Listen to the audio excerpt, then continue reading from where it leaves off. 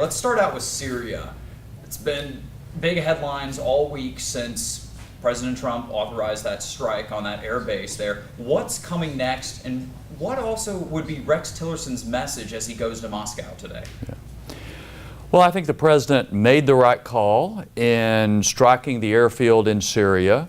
The next step is really going to be up to Assad and up to Putin, because Assad would not be in office if Putin were not propping him up. And I think that's the message that the Secretary of State has taken to Moscow, and that is, you are partly responsible for the atrocities that are going on in Syria. You better rein this guy in, get rid of him, or you, Moscow, will be held responsible for these horrible things that are occurring there.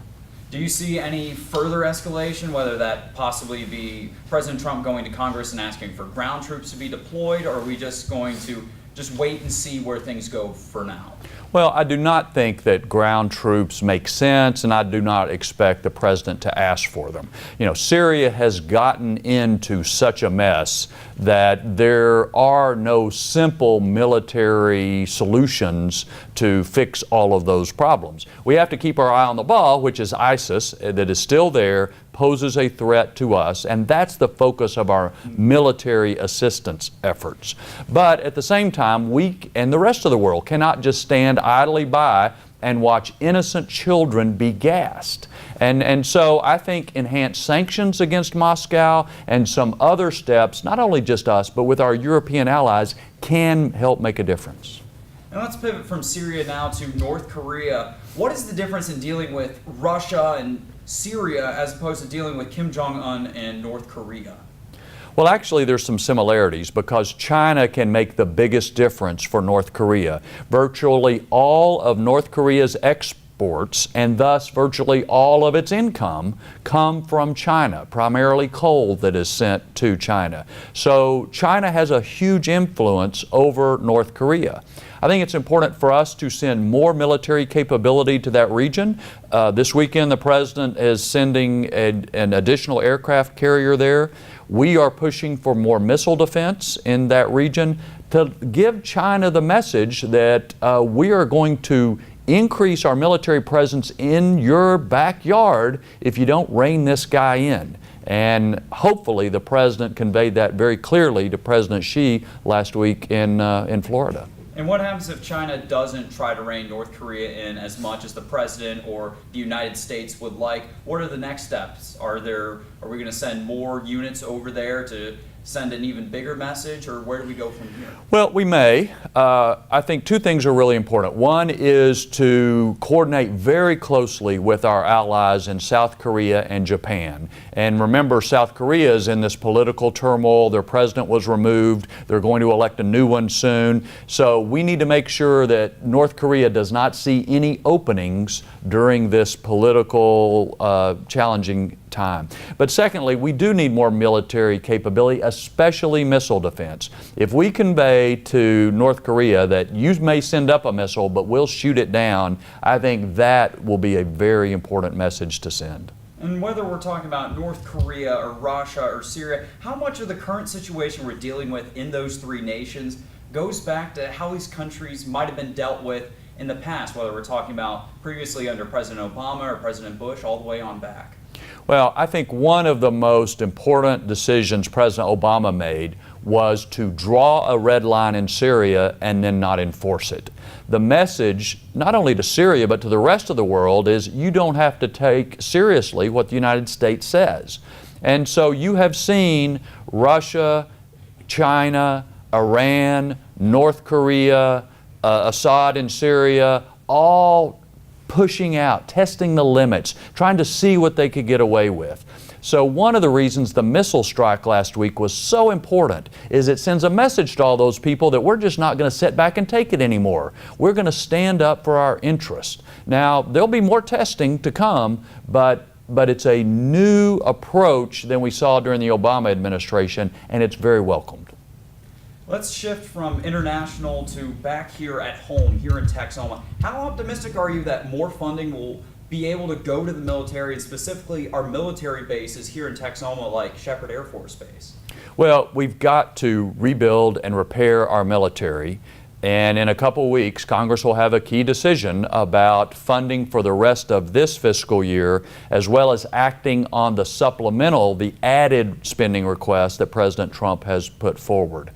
We've got to, it's essential. I think there's widespread agreement. We cut the military too much, and as a result, we don't have enough pilots. Our aircraft are not in as good shape as they need to be. Same with our ships, Army and Marine units, the list goes on and on.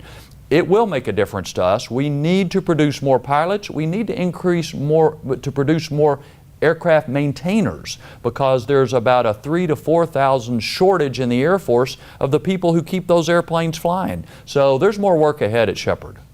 It certainly sounds like it. And if for some reason the funding doesn't come through, how is that going to affect both Shepherd and the community here in Wichita Falls? Well, it would have a big impact on our military, our standing in the world, and on communities around the country.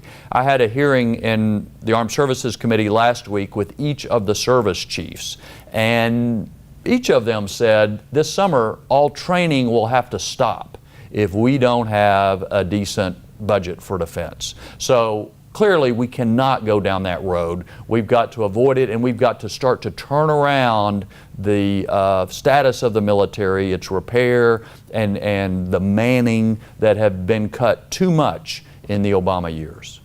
And with this extra funding, it sounds like you're going to bring in a lot more people to really beef up the military and pump these jobs back in there. And of course, that will have a profound impact not only on the base, but the area around it as well. If this funding comes through, how will that affect the people here in Wichita Falls or the surrounding communities?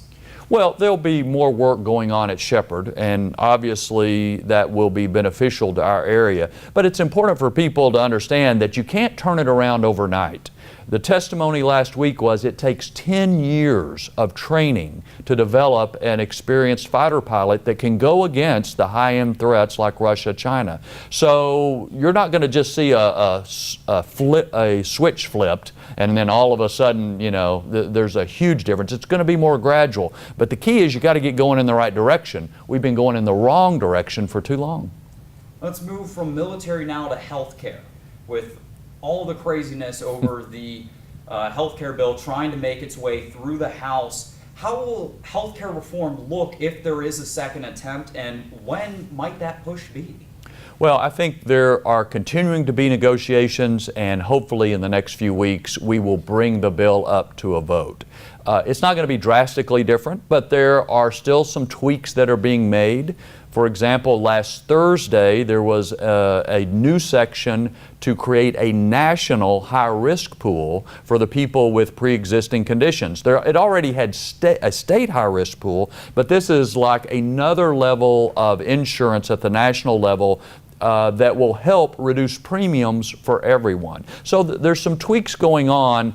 The key is, if we do nothing, Obamacare will fail, and all of us will be affected by that. We have to take action, and the sooner the House votes and passes something, gets it over to the Senate, the better. Will these tweaks, though, be enough to bring in hardline Republicans who thought the last push didn't go far enough, and Democrats who think it goes too far? Well, yet to be seen. We've got 210 House Republicans who agree and about 15 that are holding out. At some point, those 15 are going to have to put the best interests of the country first above their personal preferences so that we can move on with a better system of health care for everybody.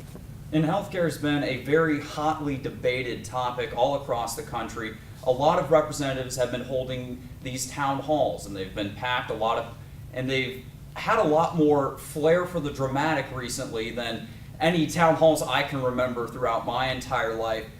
And I know you haven't hosted any here in Wichita Falls or anywhere else in your district. Why have you not hosted any town halls, and do you have any plans for them coming up? No.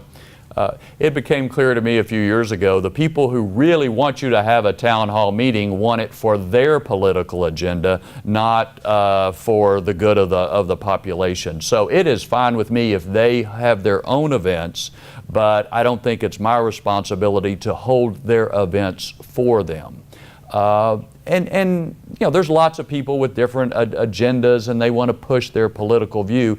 It is really helpful for me to hear from people on their questions and concerns, and there's a lot of ways that people do that, from telephone town halls to meetings like I had this morning out at Sealed Air, and meetings with constituents. So there's lots of ways, if people really want to make their views known or ask questions, there's lots of ways to do that. And what would be the best way for the people here in Texoma, if they do have questions, if they do have issues they want to bring to your attention, what would be the best way for them to get in contact with you to express those concerns?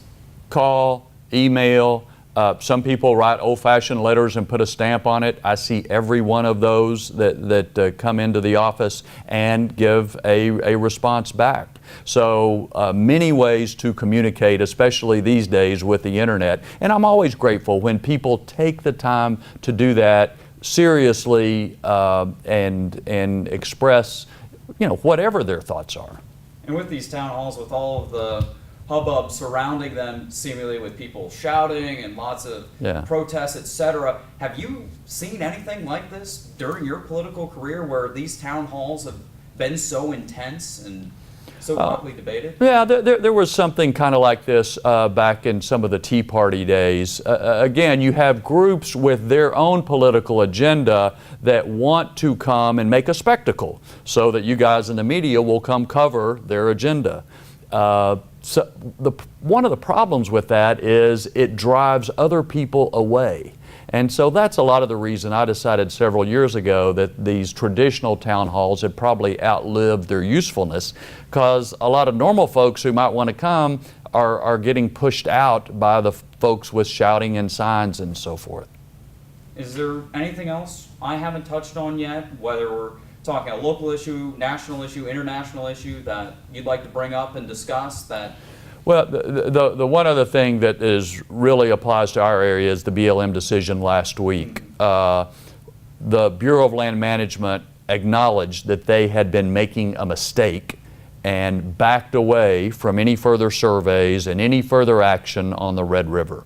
That was good and welcomed.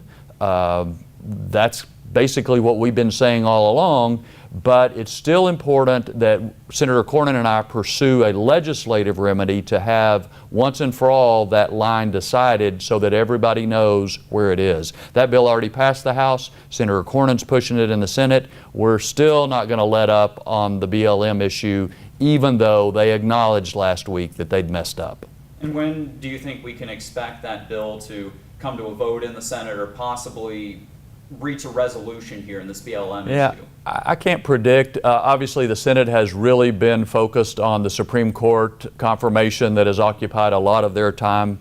Very good news. I appreciate their success there. But now, hopefully, they can turn to some of these other issues, funding the military, getting the BLM issue resolved, and so forth. And so that'll be good.